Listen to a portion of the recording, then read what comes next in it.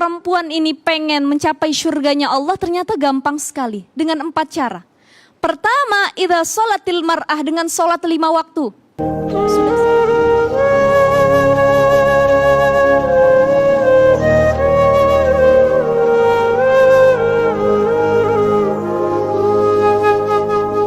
Mas Ali, balagol ula bikamali, kasyafat duja bijamali, hasunat jami'u hisali, sallu alaihi wa ala alih. A'udzu billahi minasyaitonir rajim.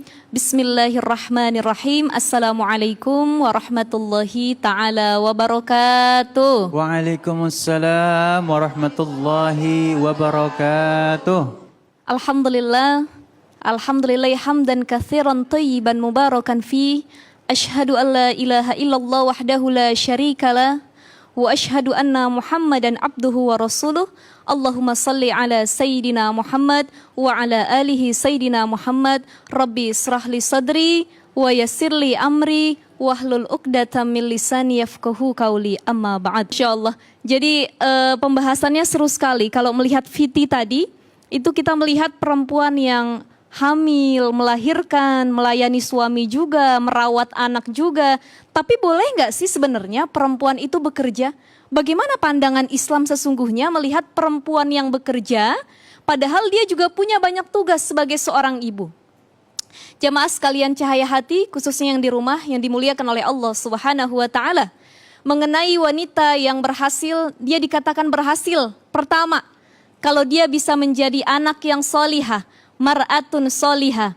Kita sebagai anak perempuan taat sama orang tua itu dikatakan berhasil. Yang kedua, dia dikatakan berhasil jika dia menjadi zaujatan muti'atan, istri yang taat sama suami. Bagaimana istri yang taat sama suami? Sebelumnya pernah saya jabarkan dalam hadis Rasulullah sallallahu alaihi wasallam, "Idza shalatil mar'ah khamsaha wa shamat syahraha wa hafizat farjaha wa ata'at zaujaha qila dukhulil jannah min ayyi abwabin syi'ti." Perempuan ini, Bu, Ibu. Iya. Bu. Ini karena jamaahnya ibu-ibu semua, jadi kena banget ini, Masya Allah. Pas banget ya. Jadi karena perempuan ini pengen mencapai surganya Allah ternyata gampang sekali dengan 4 cara. Pertama, idza sholatil mar'ah, dengan sholat 5 waktu.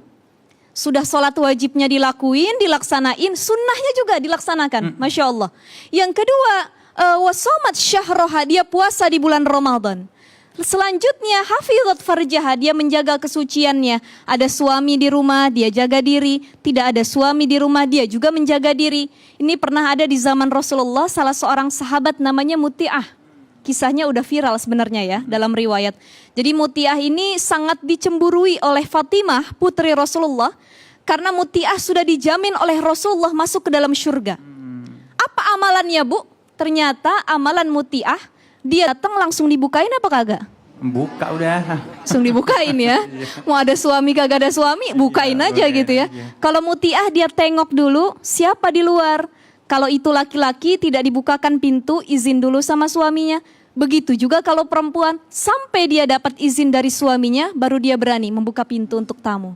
Jadi ini hafizat farjah, dia menjaga kesuciannya. Ini salah satu kunci bagi perempuan yang ingin masuk ke surganya Allah Subhanahu wa Ta'ala. Dan yang terakhir, cara yang bisa kita capai untuk mencapai surganya Allah, wa ta'at zaujaha. Kita taat sama suami kita. Selama suami memerintahkan kepada kita kebaikan, bukan maksiat, kita taatin, Bu. Sholat dulu ngapa? Pakai jilbab yang benar, tutupin aurat. Nah, seperti itu ya. Jadi kita berhasil dalam kewajiban kita sebagai seorang istri, taat kepada suami, menjaga kesucian kita. Yang kedua, kita harus berhasil menjadi madrasatul ula. Madrasah pertama bagi anak-anak kita. Jadi keberhasilan seorang anak, lahirnya generasi-generasi terbaik itu bukan karena sekolah-sekolah yang mahal. Tapi dari guru pertama dan terbaik bagi seorang anak, yaitu ibunya. Anak itu kan peniru ulung. Iya. Jadi bagaimana sahabat atau sahabiat An-Nawar binti Malik, ibunda dari Zaid bin Sabit. Jadi perempuan itu kalau pengen berhasil jadi ibu, dia harus melakukan 3 cara, Bang Ali. Pertama, kita kudu jadi koki yang hebat, pinter masak. Masaknya kudu enak. Ada bini ngulek sambal aja kagak bisa. Ya Allah. Mecahin masakan ibu, itu yang pertama. Yang kedua, ibu itu harus menjadi pendengar yang baik. Kalau suami punya masalah, istri bisa memberikan solusi, menjadi penenang di kala susah. Kalau anak punya masalah, anak punya hubungan yang tidak baik, ngadu sama ibunya, ibunya bisa kasih jalan keluar yang terbaik. Seperti An-Nawar binti Malik yang punya anak Zaid bin Sabit.